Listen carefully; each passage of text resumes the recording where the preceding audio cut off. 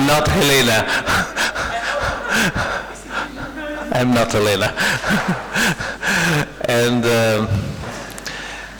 I pass the word to Professor Baouzi, who is the president of this last section, and he will help us to process during the morning. Okay? Thank you, Professor Baouzi.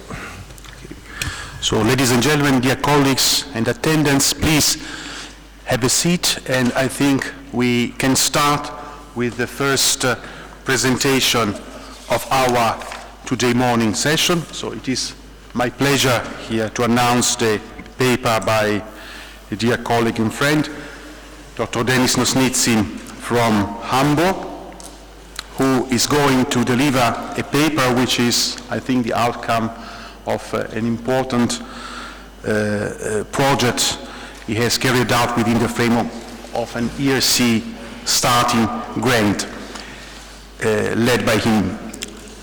Hagiographic traditions of Gulo Mechada, East Tigray, Ethiopia, and overview.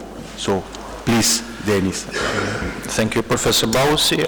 First of all, I want to thank you, the organizers, for inviting me to participate in this nice conference. Yes, my paper has a title, Overview of the Hagiographic Traditions of Gulo Mecheda, East Tigray, Ethiopia, a reprisal. I changed the word in the last moment, sorry. Yes, it's only detail.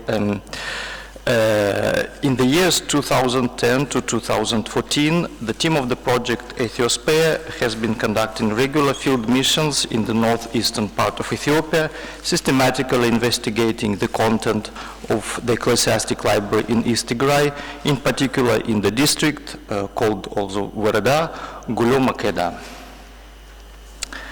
Here is Ethiopia. Gulo Mecheda is in this corner of the country. Here Tigray, or northern Ethiopia. Here is Gulo Mecheda, and here how it looks out.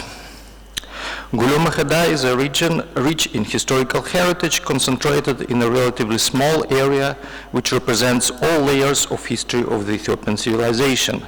The prehistoric rock art in the vicinity of the Mount Fohada, traces of Sabaean culture at least 2 sites, substantial archaeological evidence of the Aksumite culture, and powerful stratum of the Ethiopian medieval culture at many sites.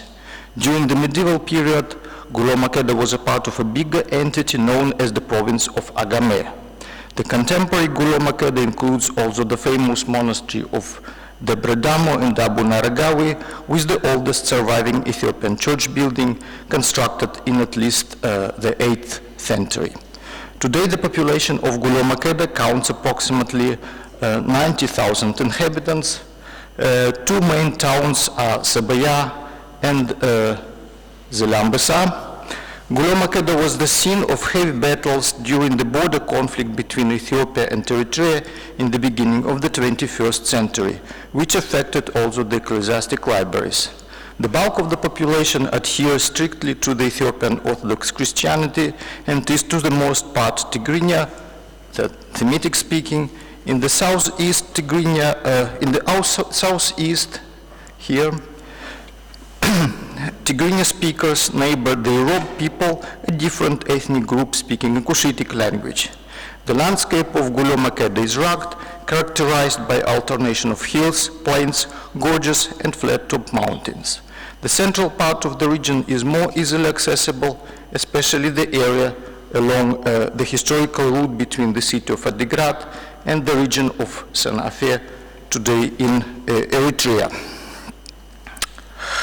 Ecclesiastic libraries of Gulo Mecheda. The hagiographic literature in Ethiopic is a rich indigenous tradition which counts far more than 200 acts of the Ethiopian saints only, many dozens of which have been studied, edited in the meantime, and provided a huge amount of material for further research. The medieval hagiographic literature in Ge'ez, Ethiopic, is also part and parcel of the cultural heritage of Gulo Mecheda, which definitely deserves some attention. During 3 field missions in northern Ethiopia, the Ethiosphere team had a rare chance to closely investigate the content of some 31 ecclesiastic libraries and thus systematically cover the bigger part of the territory of Gulo Makheda and its oldest ecclesiastic institutions. All in all, the team digitized in Gulo Makheda circa 695 codices. Among them, the number of the codices containing hagiographic compositions turned to be considerable. Here I limited the selection of the hagiographic manuscripts to those containing the basic parts of the hagiographic dossier of a saint, the individual acts, series of miracles, and the synaxarion, that is, the collection of short commemorative notices for each day of the year. The number of such manuscripts amounts to circa 120, or around 70% of all digitized books. The number 70%, in fact, does not exhaust the amount of the hagiographic texts in Gulo Makheda. One can add to the statistics manuscripts with the collection of the apocryphal Acts of the Apostles. These acts differ in their literary form from the Acts of Ethiopian saints. Nevertheless, they are usually considered as works of Ethiopic translated hagiography. In Gulo Makheda, the collection is attested in 8 valuable manuscripts dating mostly to the pre-16th century time, rising the above-mentioned percentage to 18. This number may be much higher, more than 20%, if we consider all the manuscripts with dispersed hagiographic texts, such as single miracles, homilies, hymns, or chants dedicated to the saints, or manuscripts in which hagiographic texts occur as additional notes. I am aware, of course, of the histories of the Ethiopic literature compiled by various scholars and of the periodization proposed by them. Taking into account these studies, I want to look at the development of one particular part of the Ethiopic literature, the hagiography, at a small regional scale and in the context of the surviving manuscript evidence, which can be still found in situ in the district of Gulo Makheda.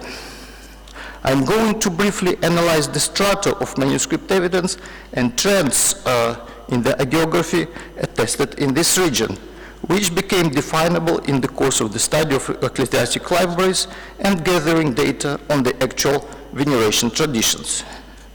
I have to say beforehand that the results should not be considered conclusive and will never be so. The study of the layers of the hagiographic writing in Gulo Makheda is possible only to a certain degree because a lot of manuscripts, apparently the biggest part of the material, has been irreversibly lost and the data cannot be retrieved anymore. Many, presumably old ecclesiastic libraries of Gulo Makheda today contained only recent manuscripts. In addition to that, only in rare cases we know the origin of the manuscripts. The dating for a number of important manuscripts can only be approximate.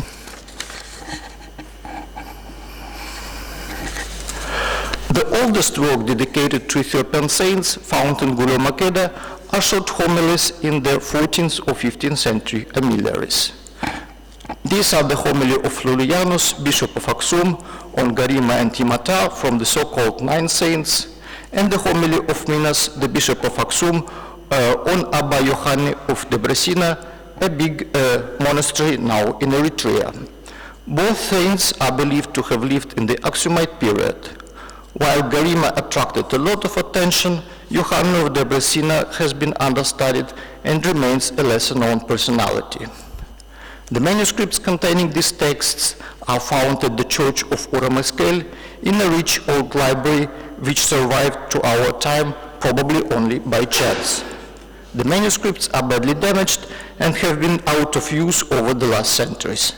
I can assume that the Church has never held any special liturgical celebration for Garima or Yohani or Imata and has never been in possession of any tabots, the Ethiopian so-called altar tablets, consecrated with the name of those saints. All other pre-16th century hagiographic manuscripts digitized in Gulo Makheda contain work dedicated to non-Ethiopian saints. These are represented by 2 voluminous translated collections. One is Gedle Samaitat, or the Acts of Martyrs, and another one is the Gedle Havariat, or the Apocryphal Acts of the Apostles. The translated hagiographic literature seems to have been dominant in Gulo Makkeda from a non-definable early period until the late 15th, early 16th century. We found no single manuscript which would embrace texts of various types dedicated to the same saint, like Acts, Miracles, and Poetic composition, as it became common in a later period. At least today, the Gedle Samaitat, the Acts of Martyrs, has been found in Gulo Makkeda in 3 churches only. We can assume that the library of the monastery of the Bredamo must also have had at least 1 copy. It seems that dozens of saints and martyrs who appear in the collection Gedle Samaitat were known in Gulo Makkeda as example of pious life, but special veneration tradition in which the consecrated tablet played the pivotal role emerged only for a small group of them, Quiricus and Iulita, possibly also St. George of Lydda, and particularly John the Baptist. At the time, which can hardly be defined today, maybe only after the 15th century. A similar situation exists if we look at the Gedle Havariat, the Apocryphal Acts of the Apostles, which widely circulated in Gulo Makkeda in the 15th and 16th centuries. Dozens of texts dedicated to the preaching and deeds of the apostles were known in the region. Despite their wide circulation, today only 2 of the apostles, Peter and Paul, are liturgically venerated in 1 church of Gulo Makkeda. The texts dedicated to them have been transmitted only as part of the collection Gedle Havariat. Despite the scarcity of the material, one of the oldest manuscript fragments discovered in Gulo Makkeda, which I think can be dated definitely to the time before the 14th century, contains an hagiographic text, chants dedicated to John the Baptist, one of the most popular saints in northern Ethiopia. The existence of such fragment underscores the fact that the veneration of saints in Gulo Makkeda, in whatever form, is much older than the surviving manuscripts containing the literary texts, their Acts and Miracles. For the moment, my personal conviction is that in the early veneration, non-narrative texts, in particular chants, might have played by far more important role than the narrative texts. The question of the organization of the early veneration forms in the Ethiopian Church is still completely open. This veneration was probably much different from the later forms centered upon the tablet and the accounts about the saints transmitted in the narrative works. In the beginning of the 16th century, there was probably a kind of small surge in the hagiographic text production in the western part of Gulo Makkeda, especially in the area of the Bredamo. I connect this development with the fact that Gulo Makkeda became politically important due to the presence of the royal court and King Legnedengil in person, who entertained close relations with the churches and monasteries of the area, especially with the community of the Bredamo, where he died, in fact, in 1540. In addition to that, Gulo Makkeda hosted a crossroad leading to the Red Sea coast and into the inner part of the country, and even was an area of intercultural exchange.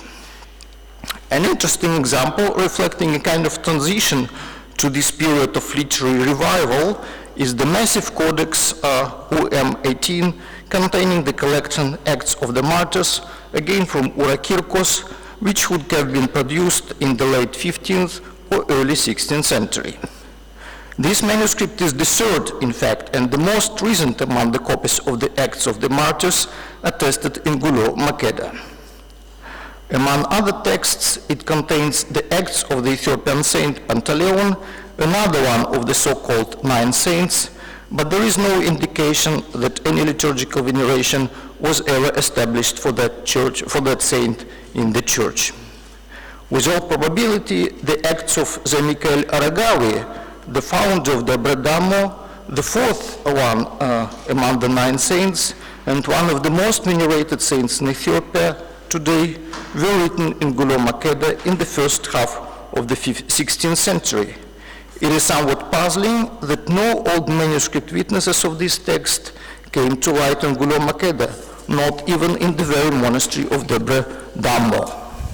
The manuscript from the Vatican Library, Borgianus Ethiopiacus 22, dated to 1559, which was used by the famous Orientalist Ignazio Guidi for his edition of the text, remains the oldest known witness of these acts. The other copies of the Acts of St. Michael found in Gulo Makeda are mostly recent and reveal not so much the extension of the veneration of the saint, but rather the popularity of the work only in the late 19th and especially in the 20th century. The Acts of the Michael Regawi appear to be the biggest contribution of Gulo Makeda to Ethiopic literature and the only text from Gulo Makeda which was edited and studied by European scholars. An indigenous hagiographic tradition evolved in the church of Adike-Kharsi Parakletos, here.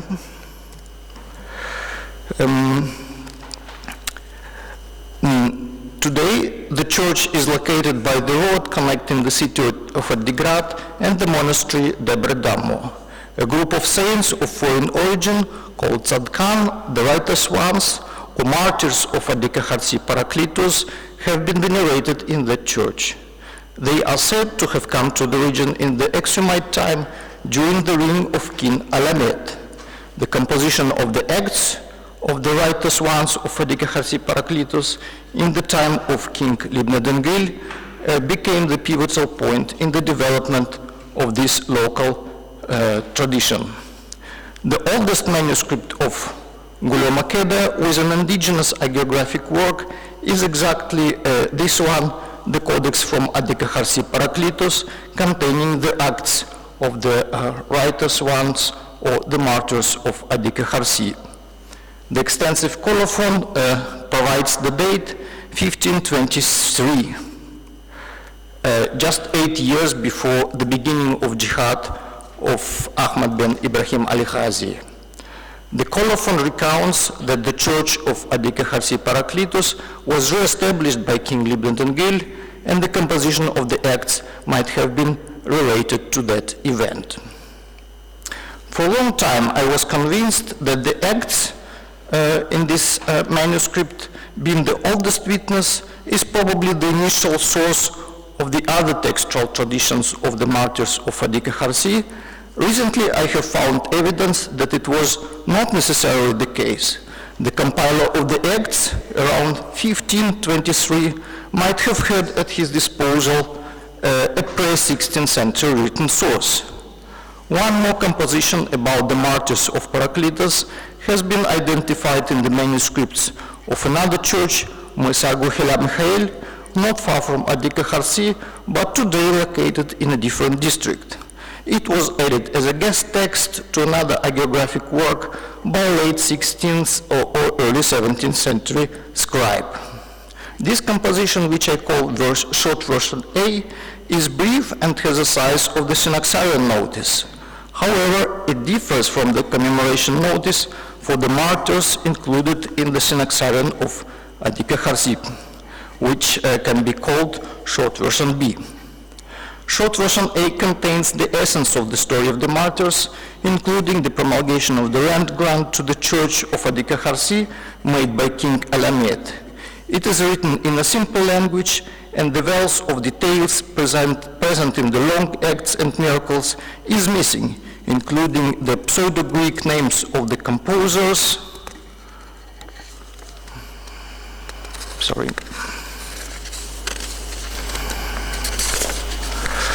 And the central statement that the martyrs of Adike-Kharsi were killed there by Jews.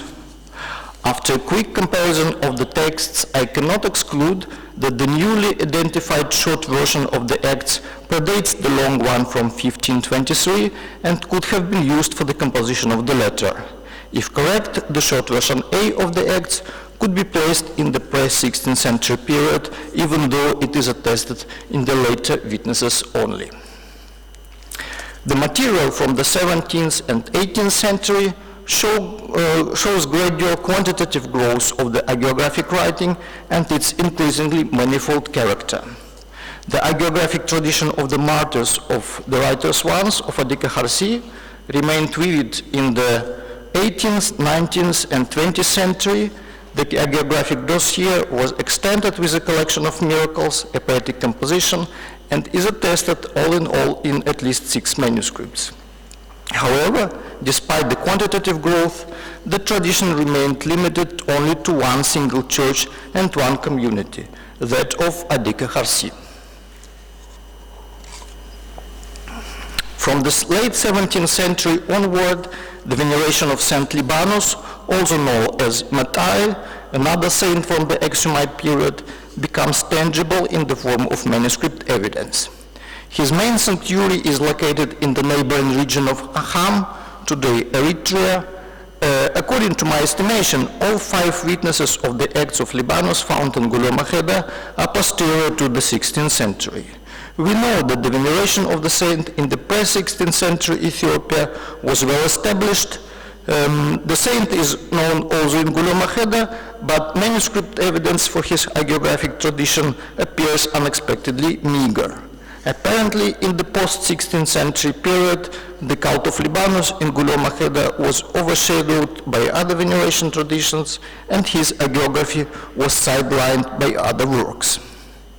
One more indigenous hagiographic tradition evolved in Gulioma Kheda at a place called Agarkhise, or Grudguda, on the northern border of the region in the second half of the 18th century. The monastery at Agarkhise is said to have been founded by the 14th century Saint Mamas, contemporary of Kings Sefer Arad and David I.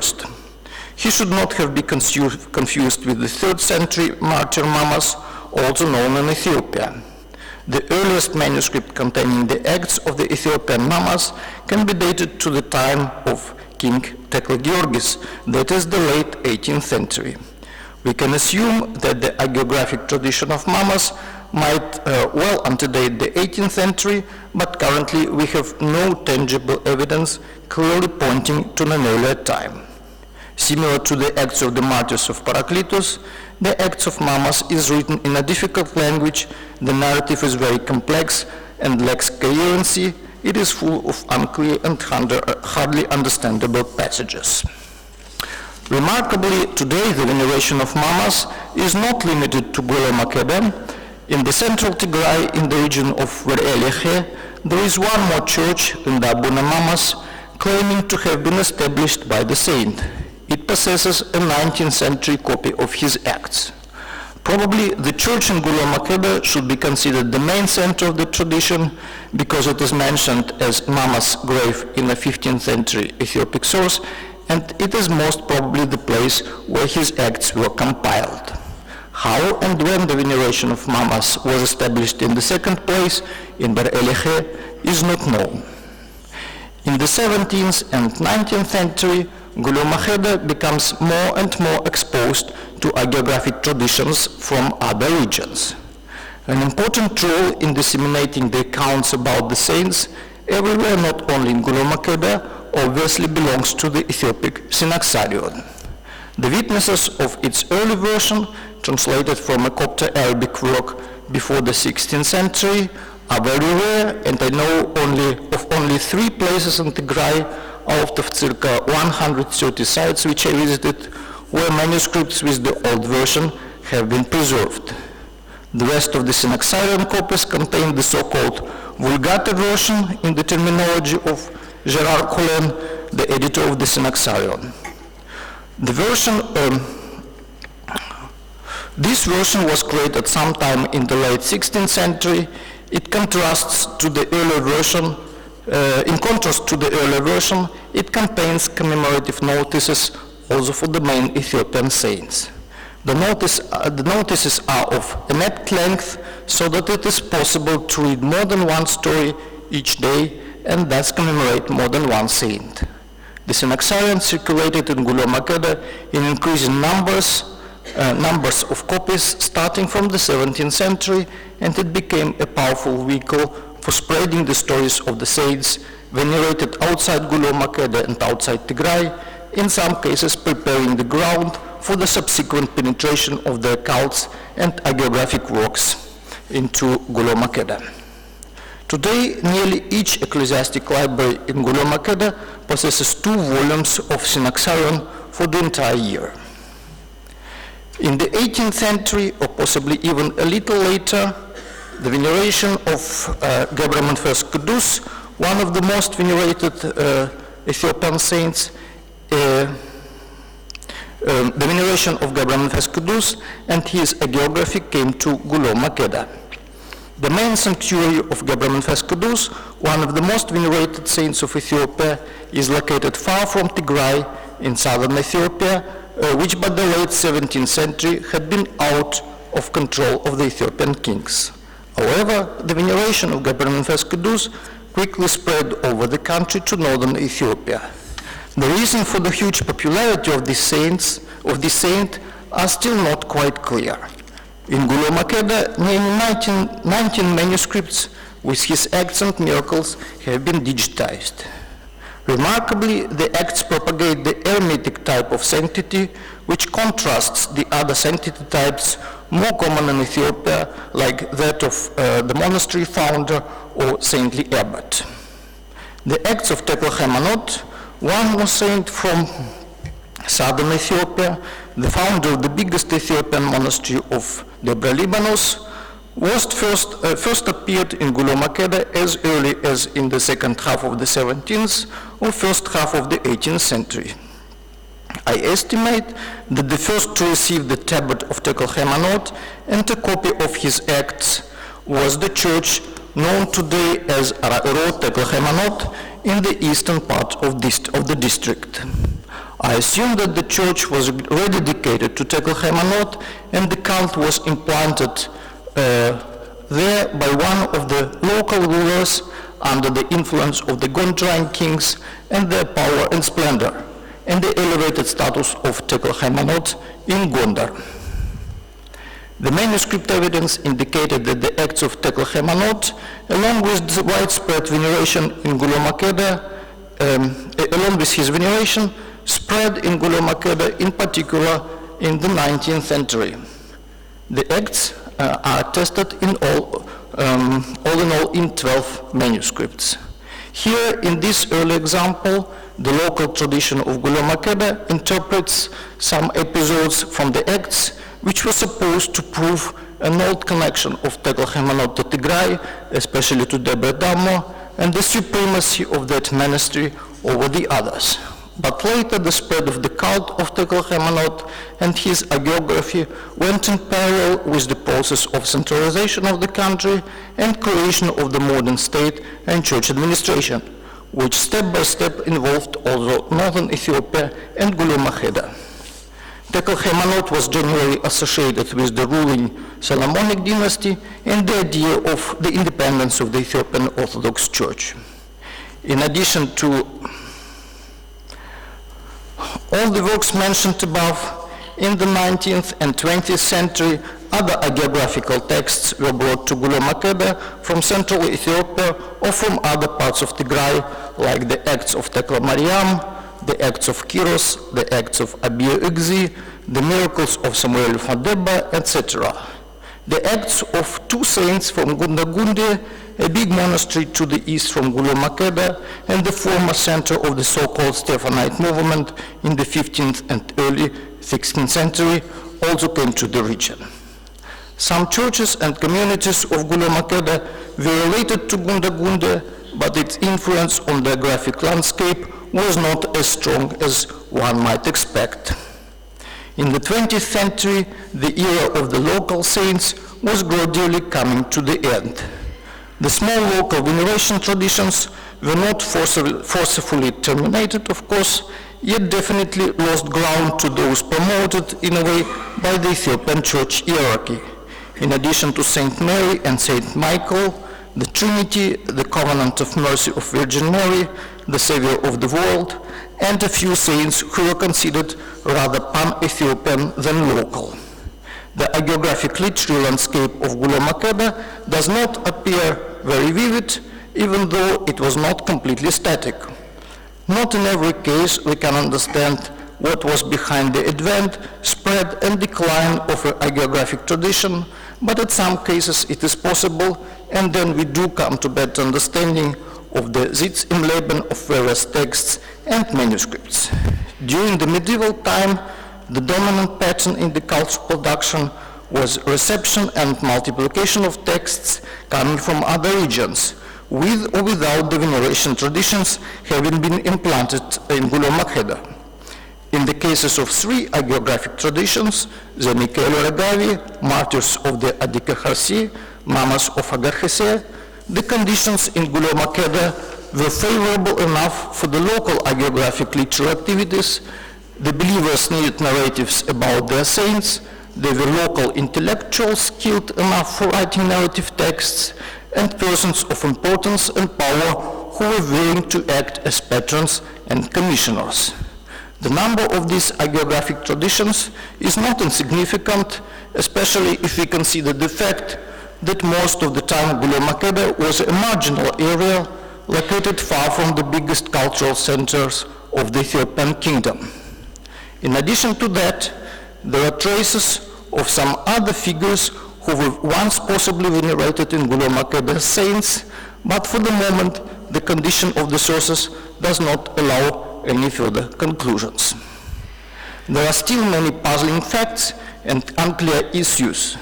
It is remarkable, for instance, that the community of such a famous monastery as Debra Damo, with a significant tradition of learning and manuscript making, produced texts only for the founder, the Michael Regavi, and probably for no other from the monastery's later heads. Much smaller institutions, like the aforementioned churches of Adika Harsi and Hagar Hesed, also brought forth hagiographic traditions, but remained nearly unknown in the history. All these facts and open questions require further research. I thank you for your attention.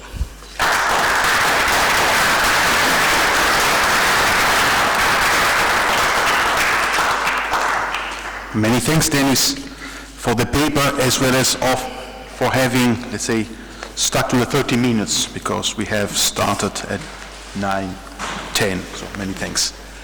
So it is now my pleasure to introduce Helena De Felipe from the Universidad de Alcalá, who has given an English title, but as far as I understood, she's going to present in French. So the English was Naming and Shaping North African People, and the French will be Nommer et esquisser le peuple de l'Afrique du Nord.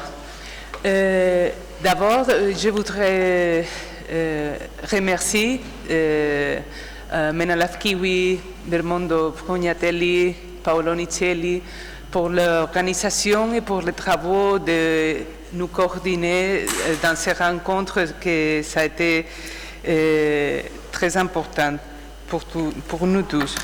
Et même Madame Fontana, qui a fait tous les travaux qui nous a menés ici. Bon, finalement, je vais lire sur nommer et esquisser le peuple de l'Afrique du Nord. Je te nommerai vendredi, a dit Robinson Crusoe. En effet, nommer est aussi posséder, et c'est la possession qui donne le droit à nommer. Dans le récit des conquêtes territoriales, les conquérants nommaient les nouveaux, pour eux, territoires et leurs habitants, bien que, comme nous le verrons, le cas que je vais vous présenter de ce processus de possession n'est pas si simple. Comme il est bien connu,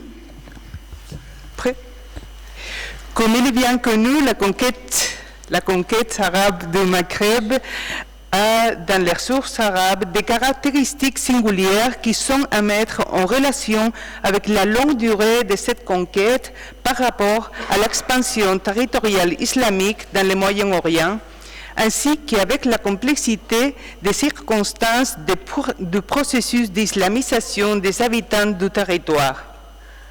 On remarquera à ce propos des traditions attribuées aux prophètes bien connues, telles que celle-ci, le djihad s'arrêtera partout et ne poursuivra que dans un lieu du Maghreb qu'on appelle Ifriqiya, ainsi que des clichés de l'historiographie arabe, comme celui qui évoque les 12 apostasies du Maghreb qu'on trouve chez Ibn Khaldoun, c'est bien connu. L'espace nord-africain à l'ouest de l'Égypte reçoit le nom d'ensemble du Maghreb dans les textes arabes.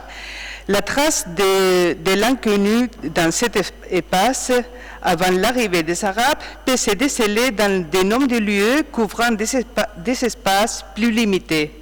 Lubiya, Ifriqiya, Tarabulus, Tahert, etc. On emploie aussi dans ces textes des toponymes qui renvoient aux habitants des régions telles que Bilad al-Barbar, Jabal Nafousa ou une contrée comme Souq Koutama. Ces quelques exemples nous montrent clairement comment les auteurs arabes, dans le processus de nommer les territoires nord-africains, utilisèrent tant leur propre langue que des mots d'autres langues transcrits en arabe. Cela nous mène à considérer comment, dans ces processus, deux facteurs sont à prendre en compte. D'un côté, les connaissances géographiques préalables des auteurs arabes, et de l'autre, les degrés de vitalité des langues parlées par les populations conquises et qui, d'après l'étude de Murcia, changeaient suivant les différentes régions de tout le Maghreb. La Mazigue, les Berbères, les Puniques, les Latins et les Grecs. On reviendra après sur cette question. La terminologie employée dans les sources arabes pour nommer les populations du Maghreb reflète cette situation. On y voit des noms qui viennent d'autres langues et qui ont été ou pas arabisés, des noms arabes qui avaient été déjà employés dans les descriptions des territoires orientaux, des transcriptions à la graphie oscillante, des noms arabes qui reçoivent un usage nouveau ou finalement des noms créés d'une façon spécifique pour dénommer des réalités et des catégories nouvelles. La tâche dévolue aux auteurs arabes était sans doute beaucoup plus compliquée que celle de Robinson Crusoe, mais aussi la conquête du Maghreb fut bien plus longue que la rencontre de celui avec Vendredi.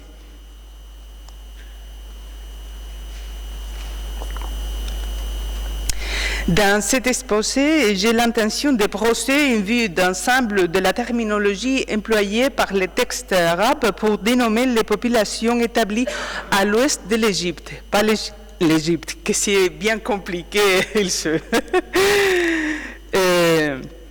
avec les Coptes et tout ça, bon, c'est une autre chose.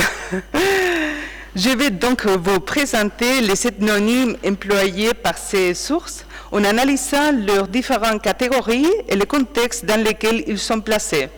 Je vais je parlerai un peu sur la littérature généalogique, que j'ai travaillé un peu, et après je vous présenterai trois sources les plus anciennes sur le Maghreb, qui sont les tarikhs de l'histoire, c'est-à-dire de Khalifa Ben Khayat, le Futuh Misr wal Maghreb d'Ibn Abd al-Hakam et le Kitab al-Buldan, le Kitab al-Tarikh de Al-Yaqoubi. Ce sont les trois sources que je vous présenterai. D'abord, la littérature généalogique. Les textes arabes ont employé assez tôt le langage, c'est un langage, un discours généalogique comme un principe organisateur de l'espace et des populations qui l'habitent. Sans pouvoir m'arrêter maintenant sur cette question, je voudrais cependant signaler le cas du Kitab al-Tijan d'Ibn Hisham qui reproduit les récits de Wahb ben Munabbih. C'est une source bien ancienne parce que Wahb ben Munabbih, le récit, il est mort à 700, je pense, oui, 732, oui, alors c'est un récit très ancien, sur les traditions yéménites à propos du roi Ifriqish, sa relation avec les barbares de Palestine et son déplacement au Maghreb.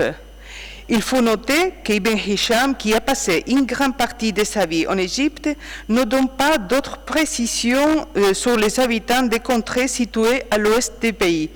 Un cas semblable est celui d'Ibn al-Kalbi, c'est bien connu, un généalogiste arabe, qui limite ses informations sur le Maghreb au fait que les Sanhaja et les Koutama, les groupes berbères, sont descendants des Arabes de Himyar. Toutes ces traditions seront souvent reprises par des auteurs postérieurs et mélangées aussi. Mais c'est la littérature généalogique, c'est une autre histoire.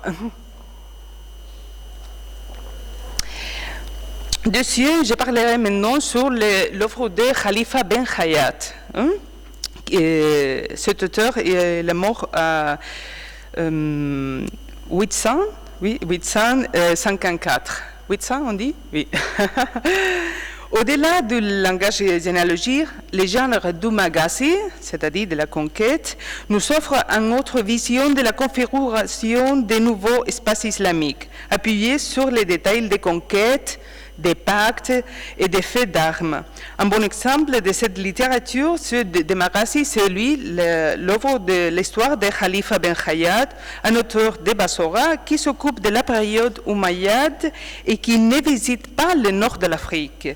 Les dons sur le Maghreb fournis par Khalifa Ben Hayat sont organisés chronologiquement comme il se doit dans un ouvrage appartenant au genre des annales.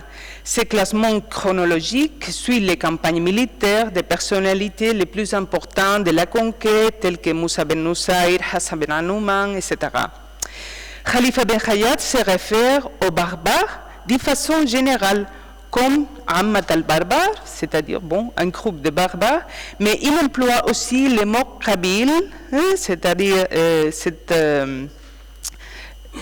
un fois seulement. Il raconte en effet comme les premiers Qabil, c'est-à-dire tribus de Barabir, contre lesquels lutte Moussa ben Nusayr, furent ceux qui avaient tué Uqba ben Nafir.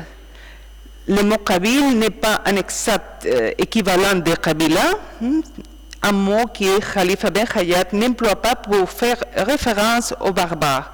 Cependant, Kabila, dans le sens des tribus, sera très souvent employé dans les siècles postérieurs à Khalifa Ben Hayat pour désigner les principes d'organisation de la société berbère. Il me semble donc qu'à l'époque de Khalifa Ben Hayat, on n'avait pas encore intégré les habitants du Maghreb aux schémas sociaux imposés par une historiographie tribale dont le point culminant sera l'œuvre d'Ibn Khaldoun. Le seul ethnonyme se référant au groupe spécifique qu'on peut trouver dans les textes de Khalifa Ben Hayat sont ceux de Oraba et de Sanhaja. Ces dernières semblent s'employer pour désigner un groupe, mais aussi un espace. D'ailleurs, il est très difficile d'élaborer une cartographie sur les données apportées par Khalifa Ben Hayat, ce qui ne doit pas nous surprendre, puisque le but de cet auteur n'est pas à caractère descriptif, en se limitant soigneusement à un récit événementiel. Dans cette perspective, les barbares sont mentionnés par Khalifa Ben Hayat quand ils font des accords avec les Arabes, quand ils s'islamisent, ce qui est le cas le plus fréquent quand ils luttent contre les Arabes. Xila, le Kahina, etc., la révolte Khariji de 740. On trouve beaucoup de références dans les textes de Khalifa Ben Hayat sur les Roums et les terres du Roum, Ard al-Roum, qu'il faut mettre en relation avec les Roums orientaux. L'historiographie islamique la plus ancienne emploie couramment cette dénomination. Khalifa Ben Hayat mentionne une attaque au Roum de la région du Zab, à l'Algérie. C'est la région de Zivadit de Virginie Prévost, ce qui montre le déplacement de cette dénomination et son usage au Maghreb. D'autres termes qui seront très fréquents chez des auteurs postérieurs à Khalifa Ben Hayat ne sont pas mentionnés dans son ouvrage. Afarika, Boutre et Baranis. Cette terminologie nouvelle est citée par deux auteurs essentiels pour la description des populations établies dans l'espace maghrébin, notamment Ibn Abd al-Hakam et Al-Yaqoubi. Ces deux auteurs, sur lesquels je vais maintenant me pencher, sont presque contemporains. Ils ont vécu dans la deuxième moitié du IXe siècle et ils ont aussi partagé une caractéristique très importante pour notre recherche, puisqu'ils ont eu une étroite relation avec l'Égypte, dans des circonstances qui ont contribué à leur donner accès à une information plus détaillée sur le Maghreb. Le père d'Ibn Abd al-Hakam, de Quraysh, est né à Alexandrie, était un expert juriste, comme l'étaient d'autres membres de sa famille. Ibn Abd al-Hakam connaissait bien, par ses liens de parenté, le cercle intellectuel de l'Égypte de son époque. De son côté, Al-Yaqoubi n'était pas égyptien, mais il a passé en Égypte une grande partie de sa vie comme fonctionnaire de l'administration califale. Et c'est dans ce pays qu'il écrivit son ouvrage à la fin du IXe siècle. Je vais vous présenter maintenant quelles sont les catégories employées par Ibn Abd al-Hakam al-Yaqoubi pour désigner les populations situées à l'ouest de l'Égypte, Masr. Tous les deux ont une terminologie commune, c'est-à-dire ils emploient des termes tels que Roum, Afarika, Barbare et Ajam. Cet usage commun mérite d'être analysé en comparant son emploi par les deux auteurs. Avant de le faire, cependant, je voudrais préciser que je ne vais pas m'occuper de Fours, de cette notre histoire, et ni d'autres populations africaines qui ont déjà été bien étudiées par Mohamed Mewak. De tous les termes employés pour nommer la population nord-africaine, Roum était le mieux connu de ses auteurs. L'historiographie arabe ancienne en fait usage pour désigner les Byzantins. De ce fait, il est presque impossible de trouver des textes historiques ou géographiques relatifs à l'Égypte et les territoires à l'est d'Égypte qui ne mentionnent pas le Roum. Il fut donc une conséquence logique d'identifier les populations byzantines du nord de l'Afrique avec ce que les auteurs arabes avaient connu en Orient. Et en les appelant Roum, toute une série d'informations est sous-entendue. Et les auteurs arabes n'ont pas besoin de préciser quelle était la religion de ces populations ou quelle était leur organisation sociale.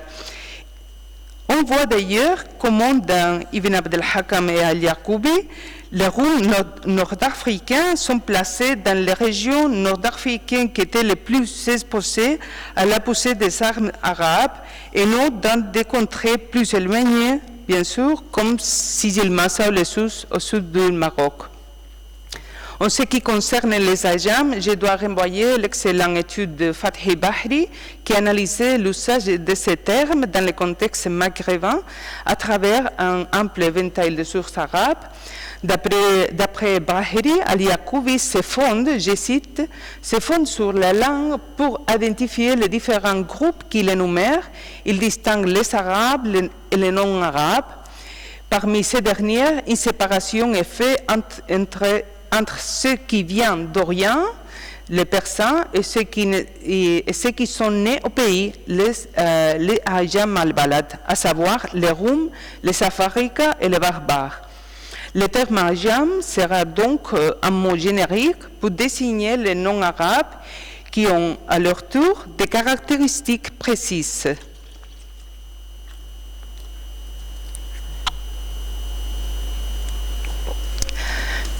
Sur les barbares, dans l'œuvre de Futuh Misr wal Maghreb d'Ibn Abd al-Hakam, les barbares sont mentionnés pour la première fois dans le chapitre sur la conquête de Barca. Les informations qu'on y trouve sont tout à fait d'accord avec les traditions historiographiques antérieures. La sortie des barbares de Palestine, Goliath, leur arrivée au Maghreb, toute cette histoire. Par la suite, Ibn Abd al-Hakam dresse une sorte de cartographie des établissements berbères partout dans le Maghreb. Il n'emploie une terminologie tribale que dans très peu d'occasions, en se référant directement aux ethnonymes. Dans cette cartographie, on voit comment les Anata et les Magila, ce sont des tribus, avancèrent vers le Maghreb, tandis que les Lawata s'installèrent dans les territoires de Pentapolis, c'est-à-dire Barca, pour se reprendre après jusqu'au Sousse. Mais aussi, on fait état de l'établissement de ces groupes dans les villes telles que Tanja, pour à la cité, c'est-à-dire Tanja, Leptis pour les Hawara et Sabrata, la cité de Sabrata pour les Nafusa, bien sûr. On observe donc comment les populations berbères sont liées à des villes tant qu'à territoires qui parfois sont désignés comme la terre du Mazata, la terre de Hawara ou encore la terre du Zanata. Le nom d'Ifriqiya n'apparaît pas dans ce chapitre, mais après et seulement une fois. Ces barbares luttaient contre les Arabes et étaient dirigés par leurs propres chefs, comme la Kahina, qui s'appelait Malik al-Barwa, la reine al-Barwa del Berbère. On le trouve aussi en luttant à côté des Roums, comme Xila, qui était en tête d'un groupe de Roums et de barbares, sans oublier les barbares qui participaient dans la grande révolte de 740 mentionnée plus haut. Le processus d'expansion mènera à l'incorporation des barbares aux armées arabes. Ce fut le cas notamment du fil de la Kahina. Du point de vue de croyance, Ibn Abd al-Hakam qualifiait les barbares d'une façon générale de païens. Il n'y a pas dans l'œuvre d'Ibn Abd al-Hakam que très peu de données sur l'apparence des barbares nord-africains. Pendant la révolte de 740, d'après notre auteur, les barbares ne portaient pas d'autres vêtements que les sarawilats, les pantalons, et ils se rassaient la tête. Si l'on tourne maintenant sur l'œuvre d'Al-Yaqoubi, on constate qu'il y a des informations sur les barbares aussi bien dans son texte géographique, le Kitab al-Buldan, que dans son histoire, le Tarikh. Al-Yaqoubi fait usage dans les deux textes de légende sur l'expulsion des barbares de Palestine. On leur sortit de Yémen en direction du Maghreb, mais c'est dans son histoire qu'il introduit un chapitre sur les royaumes de barbares et des Africains. Je reviendrai après sur ces dernières. Mais c'est important de constater maintenant comment les barbares et les Africains partageaient l'intitulé de ce chapitre, ce qui est indicatif de la vision d'Al-Yaqoubi sur le Maghreb. Dans les informations généalogiques de ce chapitre, Al-Yaqoubi explique que les barbares et les Africains sont descendants du fil de Noé, comme il précise que l'un vient de la ligne des barbares et les autres de celle des Farik, mais les données apportées sur l'établissement dans le Maghreb dessinent un panorama d'ensemble pour les deux groupes. Malgré la brièveté des chapitres, il est possible de mesurer l'étendue des connaissances d'Al-Yaqoubi sur le Maghreb et ses habitants. On pourrait dire que dans ce chapitre, il fait un résumé des données qui sont plus détaillées dans son texte géographique. Les barbares et les Africains, d'après Al-Yaqoubi, ont été déplacés jusqu'au Maghreb. Ce peuple n'était pas organisé comme les Arabes en tribus. Le mot Kabila n'est pas mentionné à ce propos, mais sans doute le terme préféré par Al-Yaqoubi, celui de Qaum, c'est-à-dire nation-peuple. C'est quand le groupe de Lawata, Mazata, Hawara occupe un espace géographique précis qui coïncide presque avec celui du monde berbère d'aujourd'hui, parce que le texte géographique d'Al-Yaqoubi propose les limites spatiales qui vont de Siwa jusqu'au Sousse, de Siwa jusqu'au Sousse dans le sud du Maroc, en passant par les contrées situées plus au nord, comme Tahart par exemple. Je vais résumer un peu. Ce qui est important, c'est que sont ces deux auteurs, Ibn Abd al-Hakam et Al-Yaqoubi, qui ont formé une conception unitaire du peuple du barbare depuis Siwa jusqu'à l'Essus. Ce sont les premiers qui ont conformé toute une collectivité avec un nom, pas des synonymes meneurs. Non, mais c'est très important parce que je me demande quelle est la relation culturelle entre les Lawata de Barqa et les Ambiya du sud du Maroc. il y a une coïncidence importante entre Yacoubi et Ibn Abd al-Hakam que je vais parler. Bon, c'est toute cette histoire des Boutres et Varanis, qui sont des noms construits pour les Arabes pour nommer la population nord-africaine. J'ai parlé beaucoup hier avec M. Sarini parce que ces travaux sont très importants pour moi. Nous avons tout un débat historiographique sur la différence entre Boutres et Varanis. Alors, pour les noms Boutres, c'est-à-dire ceux qui ont le quai coupé, je suivrai les idées d'Yves Modérin, c'est-à-dire qu'ils sont des populations soumises et qu'ils sont coupés les cheveux pour montrer l'islamisation et la soumission. Alors, ce qui se réfère à les mots Varanis, je me demande si, parce que nous l'avons lu toujours, comme un nom arabe, Al-Baranis, avec un article, Al. Alors je me demande si ce n'est pas un nom latin ou grec, mais avec les I caractéristiques du pluriel en amazigh. Illiberanis, illiberatus, je ne sais pas, mais peut-être c'est, je pense que nous devons faire une relecture des sources arabes, mais en voyant les noms qui ne sont pas arabes, parce que nous sommes trompés toujours avec les structures de cette pluriel, que peut-être ce n'est pas un pluriel, et c'est pour ça que, bon, j'ai demandé de l'aide hier à M. Sarini, que ça a été très intéressant pour moi. Alors, sur ce sujet de Safarika, j'ai 5 minutes. Bon. Les Safaris sont un groupe très compliqué.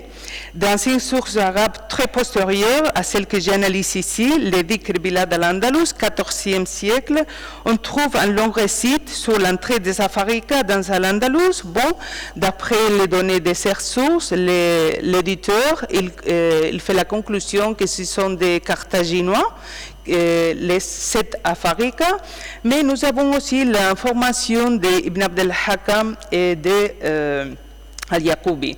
D'après Ibn Abd al-Hakam, les Afarika étaient déjà au nord de l'Afrique quand s'est produit la légendaire arrivée des barbares qui venaient de Palestine. Ces Afarika étaient socialement les inférieurs du Roum auquel ils servaient. Ils commerçaient aussi avec les Roums et leur vendaient de l'huile. Toujours d'après Ibn Abd al-Hakam, l'arrivée des barbares a provoqué la fuite des Roums, tandis que les Afarika restèrent sur place et firent des pactes avec les barbares. Un auteur très proche dans les temps d'Ibn Abd al-Hakam, Ibn Khurarazbi, éclaire la question avec d'autres détails. Les Roums et les Afarika étaient partis, mais ils rentrèrent après avoir fait un pacte avec les barbares. Ceux-ci, en effet, n'animaient pas s'établir dans les villes et ils occupèrent les montagnes et les sables. Les villes furent donc occupées par les Roums jusqu'à la conquête islamique. De son côté, comme nous l'avons déjà noté, Yacoubi rassemble dans son Tarikh les informations sur les Afarika et les barbares, ensemble, qu'il présente comme étant venus de l'Orient et s'étant établis au nord de l'Afrique. Il semblerait que tous les groupes mentionnés par Al-Yacoubi pourraient être d'une façon indistincte des barbares ou des Afarika. Mais Al-Yacoubi fait bien la différence entre eux dans les d'autres endroits de son ouvrage. Ces auteurs mentionnent les Afarika au contraire que Khalifa Ben Hayat, par exemple, que ne les nomme pas. C'est probablement un groupe qui avait des caractères singuliers. Si l'on suit Carlos Murcia dans son étude sur les statuts de langue au nord de l'Afrique entre le 4e et le 7e siècle, le latin dans le Maghreb occidental aurait été alors la langue dominante, tandis que le punique était en processus de disparition. Les deux langues, d'ailleurs, étaient clairement différenciées du grec employé par les Roums, et ce qui était une sorte de lingua franca dans la Méditerranée occidentale, et le berbère parlé par une population nombreuse, mais qui ne jouissent pas d'un statut linguistique prestigieux. Tous Tout cela me mène à penser que les catégories employées par les auteurs arabes pour décrire la population du nord de l'Afrique devraient être conçues pour être comprises par des étrangers à la région. Dans ce sens, je crois que les considérations religieuses avaient un poids moins lourd que celles relatives à la langue. Ce qui expliquerait les différences entre les Roms, les Afarikas et les barbares. Les sources les plus tardives doivent être considérées avec prudence, mais on voit comment un auteur du IIIe siècle, Ibn Hidari, parlait des Nasara, c'est-à-dire les chrétiens, et des Afarikas comme des groupes différents. Si on accepte que les Roms parlaient les Grecs et les barbares les langues berbères, on peut se demander quelle était la langue des Afarikas, que c'est les choses qui m'intéressent.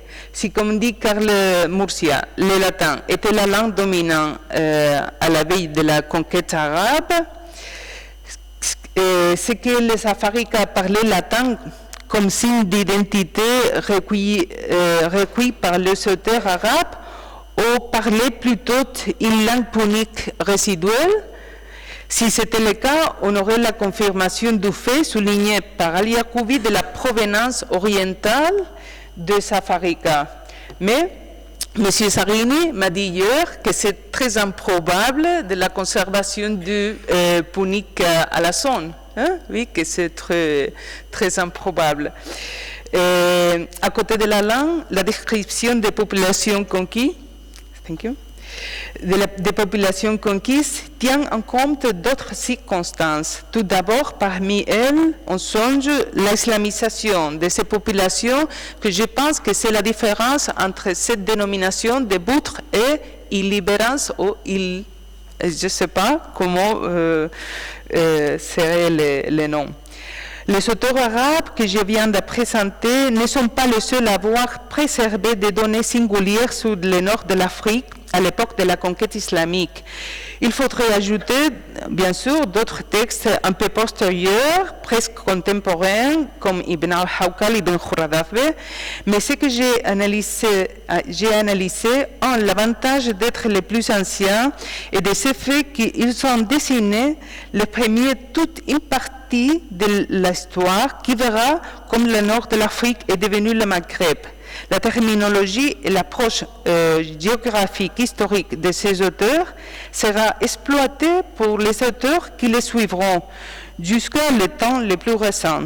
C'est grâce à ces auteurs que l'historiographie postérieure a construit une cartographie humaine qui parle des Afarikas, des Ajam, qui projette une vision unitaire des barbares, qui les divise entre Boutre et Baranis, et qui apporte les premiers mots en arabe d'ethnonymie groupale. Sera très difficile pour les auteurs postérieurs faire citer son influence, bien que ces œuvres sont basées sur un récit généalogique d'origine orientale et sur une connaissance fragile et limitée de la population nord-africaine. Je vous remercie de votre attention.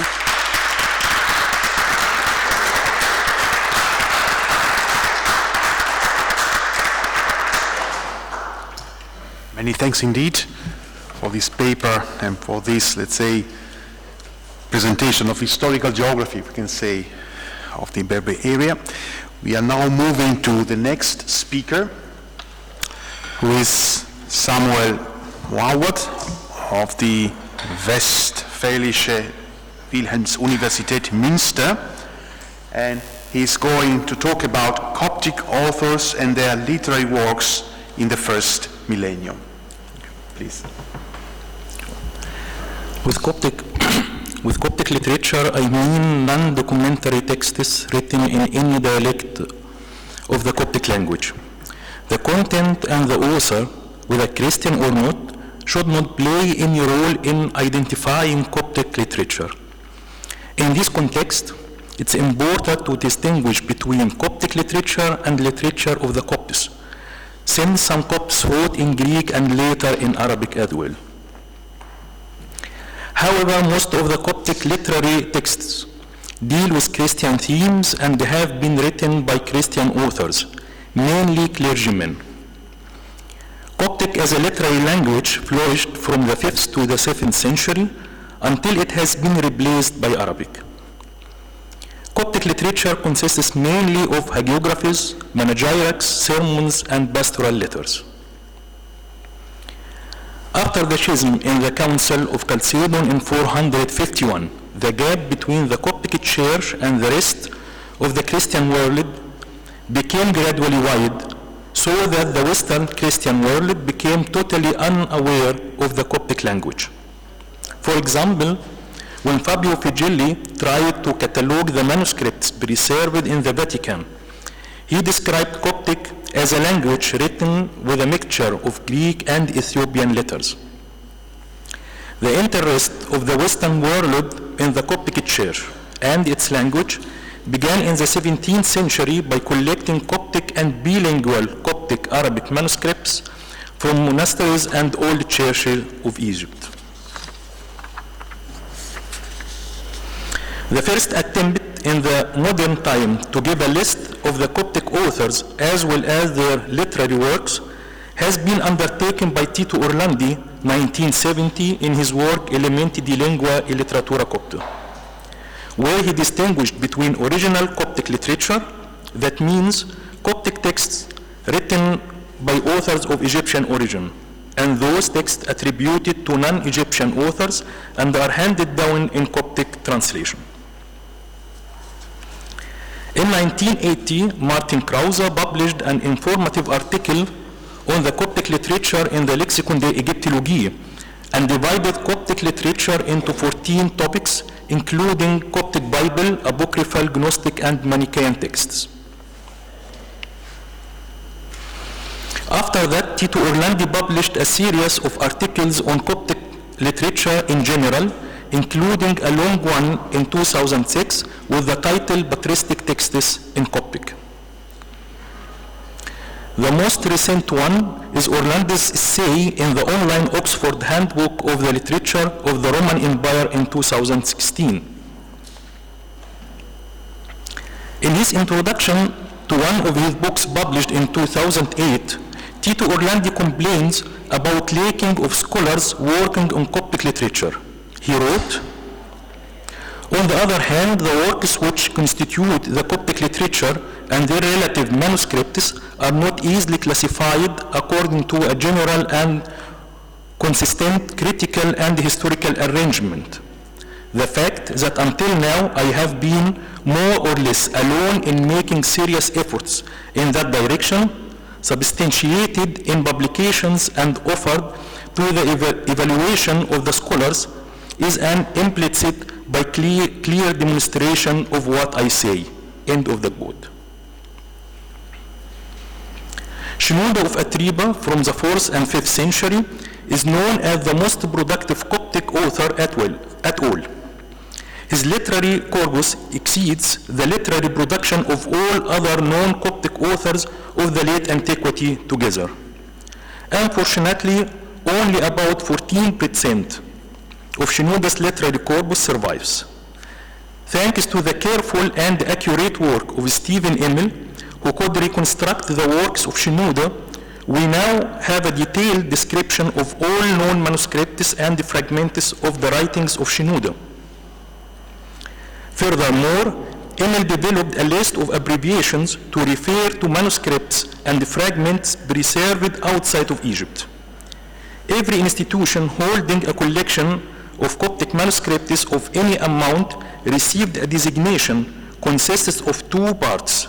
The first part refers to the country, and the second part indicates the place where the manuscript or the fragment is kept. In 2003, the Egyptian scholar Yohanan Sim Youssef published 2 chapters on Coptic literature following, as he himself states, the above-mentioned work of Tito Orlandi published in 1970, with updates. In the first chapter, he listed the Egyptian authors wrote in Coptic, including those who lived in the 2nd millennium. The second chapter is dedicated to non-Egyptian authors whose works are available in Coptic translation. Unfortunately, Nisim omits all the works of Shenouda. 3 years later, Father Athanasius, a Coptic monk of the monastery of St. Macarius in Egypt,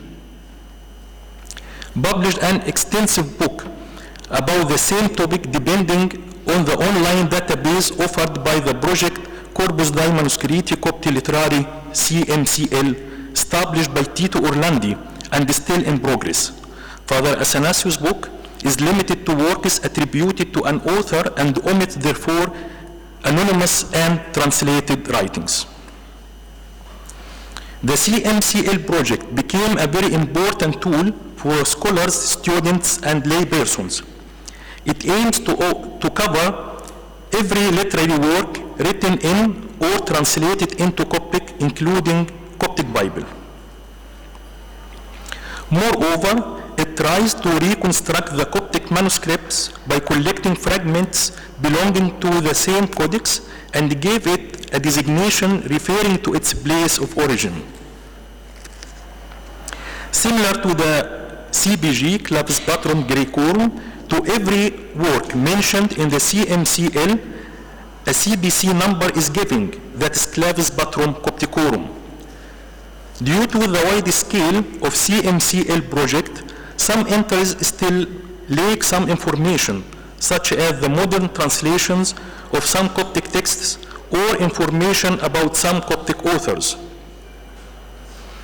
The Coptic dialects in which the given work is handed down and the dialect of the individual listed fragments is not mentioned. Some works are not included, for example, some works of Shenouda. The writings of some authors, like Besa, are mentioned as a single work, and thus the whole corpus bears a single CBC number. Although for every work the manuscripts which include this work are listed, the extent of the work in every manuscript is not given. This is a serious problem in the case that the manuscript includes more than one work, either by the same author or by several authors. Authors and writings found in the same manuscripts are listed alphabetically rather than according to their order in the manuscript. References for editions are mentioned without specifying the page number, which can exhaust the reader in the case of voluminous references. However, the CMCL project is still the most comprehensive project in the field of Coptic literature, from which many modern studies get benefit, including my own research. Unfortunately, until now, there exists no encyclopedic work dedicated to Coptic literature. For students and lay persons in particular, it's laborious and time-consuming to gather the information that is needed in order to obtain a detailed overview of the biography of a given Coptic author as well as his work. Since June 2014, I am working on a project at the Institute for Egyptology and Coptology at the University of Münster in Germany. The project is supported by the German Research Foundation, DFG, and aims to present 36 Coptic authors lived in the first millennium and their literary writings systematically and concisely. The work includes an appendix of the Coptic writings attributed to 15 Alexandria patriarchs lived in the same period. The authors are arranged chronologically. First of all, the biography of the author is discussed, based on sources and modern studies. Subsequently, references for wider research are listed. For the sake of brevity, bibliography is mentioned in the entire work according to the author date reference system in the text body. For every literary work of the author under discussion, a summary is given, and if necessary, significant points of interest are also mentioned. The CBC number, and if applicable, the CBG number, is also mentioned. The dialect of the work is given. manuscripts, which include the work whether completely or only partially, are listed using the above-mentioned sigla created by Tito Orlandi and Stephen Emmel. Only the fragments which belong to the work under discussion are listed. Editions and modern translations of the work are listed as well. The language of the translation is mentioned. In the case of works which are handed down in more than a dialect, the manuscripts of every version as well as their edition and modern translations are listed separately. The account for a given work ends with a list of modern studies and manuscript catalogs that deal with this work.